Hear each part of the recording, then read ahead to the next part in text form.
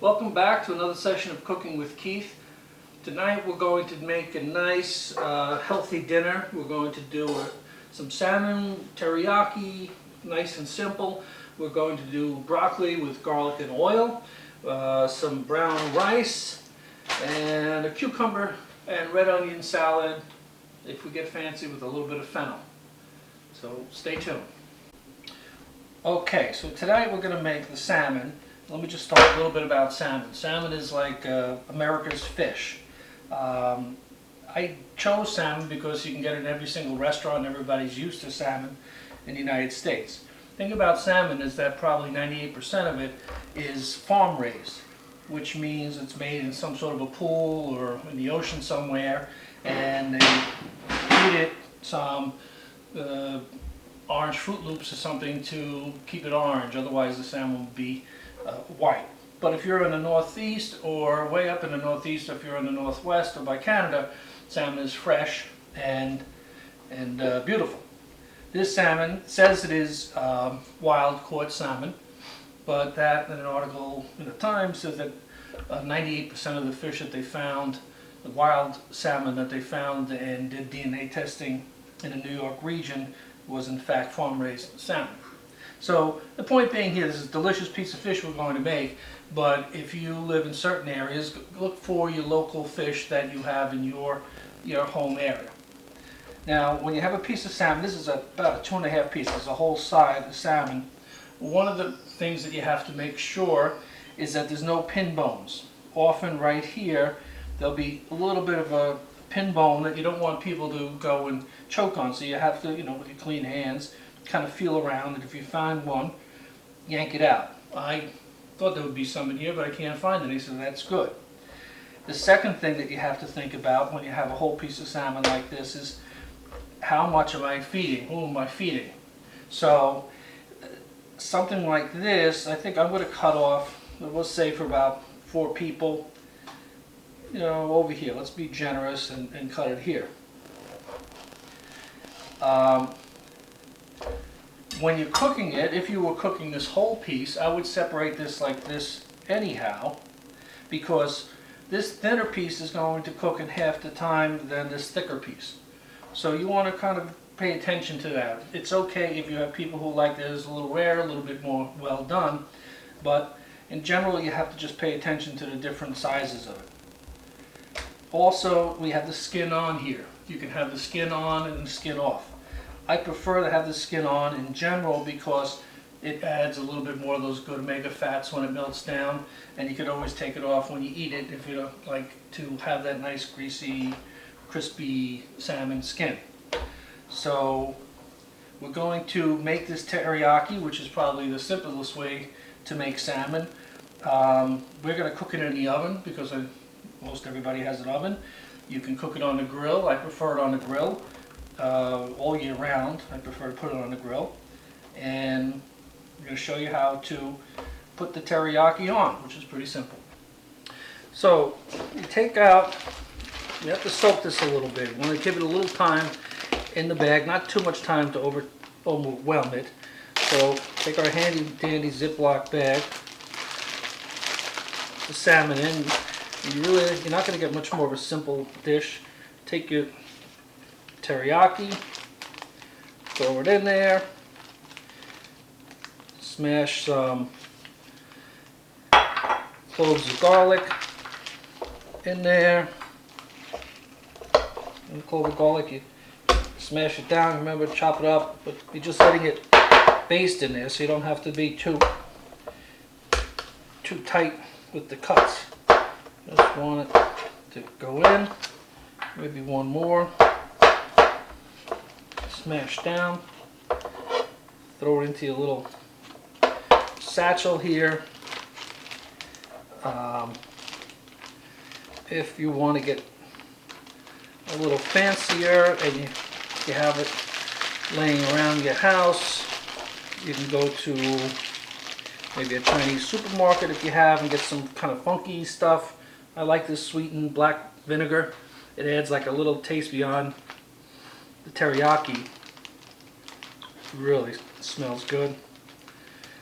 But teriyaki, this, and then a little ginger, if you like ginger, into the bag. And let it soak in for an hour or 2 hours, something like that. Not something you really want to do overnight, because that'll take up too much flavor. Now, if you want to really be, since this is beginner's food, not a brand endorsement, but it is. Very teriyaki, oy vey, teriyaki, whatever you want to call it. This stuff covers everything. It has all kind of different mixtures in. I use it on multiple items, you'll see. And again, we're teaching you guys, don't have too much knowledge on this. This has already got the garlic, some sesame, some different herbs.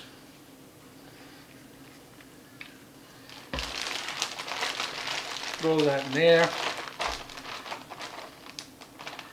And we're going to let that soak while we work on our cucumber salad. Okay, so we're going to use an aluminum pan, something with sides on, because the salmon has a lot of fat to it that leaks out and you don't want to start any oven fires. So this is one of those disposable pans, which is always great to use. We have this one already soaking. Take them out. We're going to put them skin side down. Now we're going to take them and put them into the oven. So the oven's been preheated to about 350. We're going to take our salmon, open our oven door first, I guess. Take our salmon, put it in there. Take maybe 20 minutes, we're going to check on it. Now we can go make our cucumber salad. Okay, we're going to make a very simple cucumber salad. It's a very summery, springy type salad, so it could be as simple as you want or make it as complicated as you want. You're starting off with a cucumber. Now, some people like to peel it, parts of it, make it look a little pretty. I'm not big on too much peeling. I like to leave a little bit of peel on there. And the other part that you do is you slice it in half.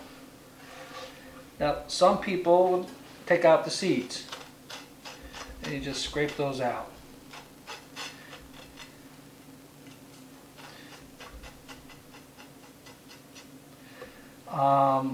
Some people just leave the seeds in. I don't care.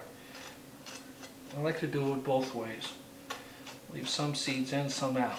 But one of the things that you kind of want to do with cucumber, if you can, you see how wet this is? That when you're slicing it up and you're slicing it into pieces, it's going to make the salad very sloppy because it's a very, very light salad. So what I do is you take these pieces, put them on a paper towel, and then stick them in the refrigerator. Aldo's having a drink while we talk, I hope nobody minds. And you stick them in the refrigerator, a little salt on them. And they come out a little drier and make your cucumber salad a little less soupy. Now I have over here already taken out the cucumbers, the seeded ones, dried out, not as soupy as this. So we're going to throw this in here, and we're going to throw in some red onion. That's here. Now this time we're not dicing it. Last show we showed you how to dice it. This time you want it to kind of go in. So making like longer slices that will break up kind of nicely in here. Aldo always has to have a little part of this show. So we're slicing it thin. Continue.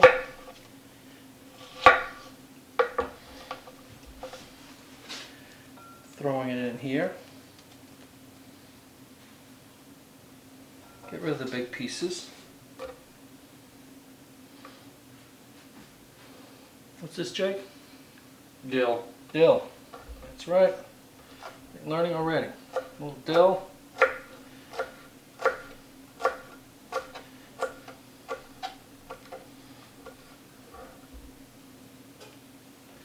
Throwing the dill in to there. You can see it's light. Now for our salad dressing, you can use a balsamic vinegar. A lot of people like a regular red vinegar, red wine vinegar to go in there. But the different thing about this salad is that for some reason a little bit of sugar, and I'll show you in a second. We're going to go and heat this up first before we put on the salad. Okay, so it's a little different than any other salad dressing that you make. We're just going to take some red wine vinegar, splotch it around. We're not making a lot here. You don't want to drench it. I like a little bit of balsamic, but just to your taste. And different than any other dressing, you can put in a little pinch of sugar. We're going to heat that up just for a few seconds. Throw it in our bowl. Now, while it's heating up, I also brought some fennel. Fennel is the licorice kind of flavored vegetable. I love it. I use it in a lot of dishes, you'll probably see. You can just kind of peel off the ends a little bit. And I'm going to put a couple shavings. My wife Broomhilda is not going to like this because she likes to keep it really simple. I just like to add a little bit to it.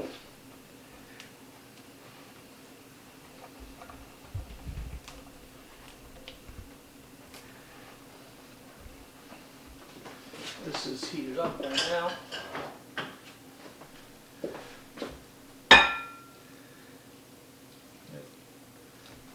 I'm pouring this onto here.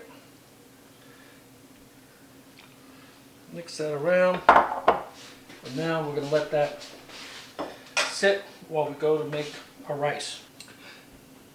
So we're going to make some brown rice, because this is a nice healthy meal.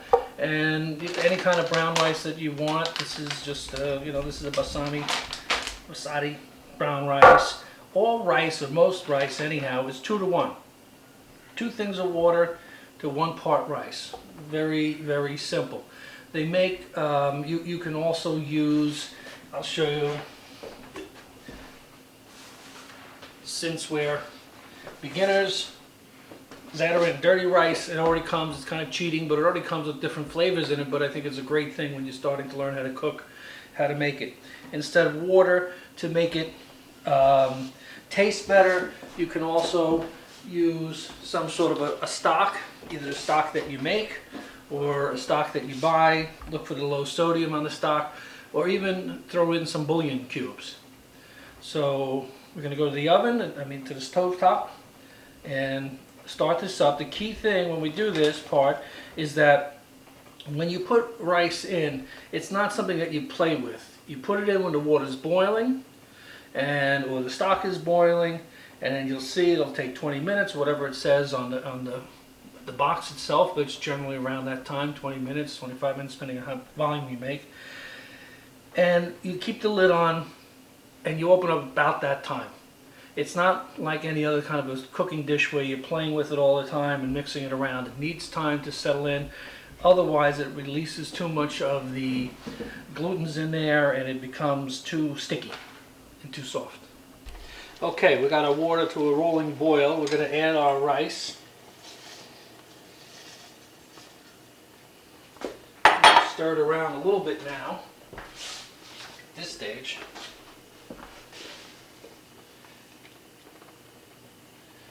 going to keep the high heat on it till it comes back to a boil.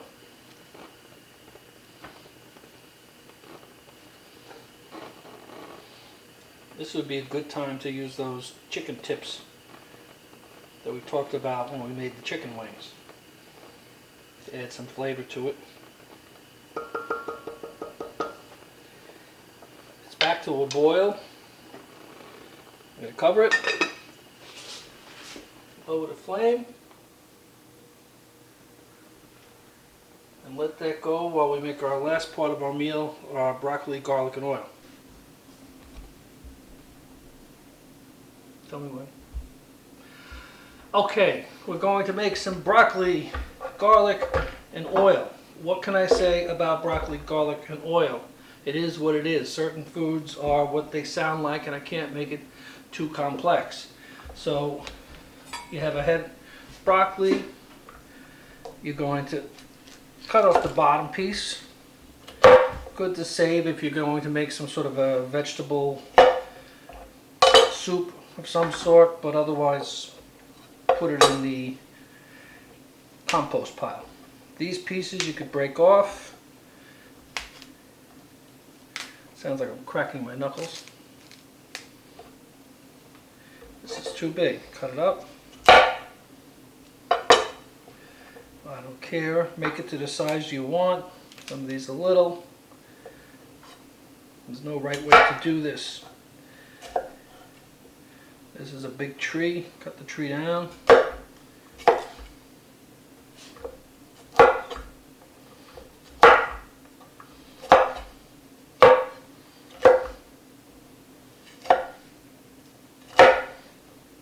Okay. Our garlic.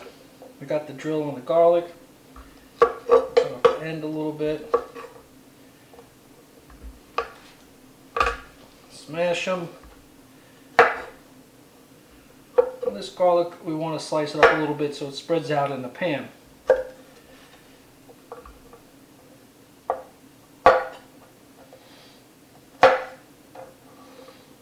So we're going to slice them up a little bit more so that garlic flavor is there.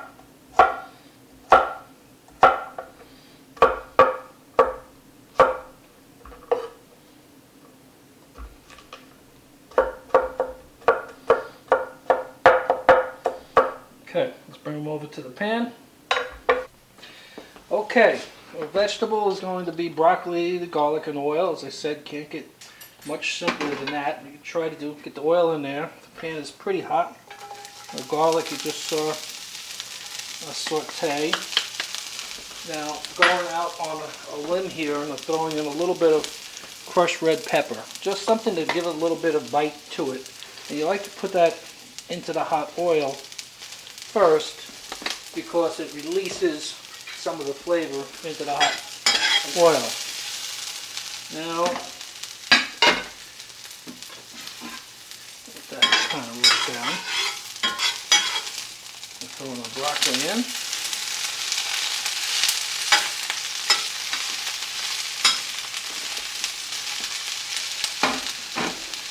Of course, a little bit of salt. Enough there. The salt and the pepper, as I say, you put some on and then later on you're going to taste it. And if it needs a little adjustment, you adjust it. It's not like you just do it once and that's the end of the story. This needs a little more oil.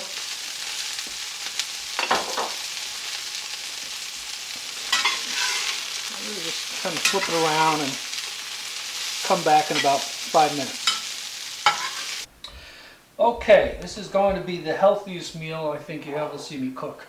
We have a nice teriyaki salmon that we made in the oven. I put a little parsley around it to make it look pretty. We have a cucumber salad, cold cucumber salad with some red onions. I have this out here. You can add on if you want or keep it out. A lot of people just like to keep it nice and simple. a little bit of goat cheese and a little bit of tomatoes, or just a plain cucumber salad.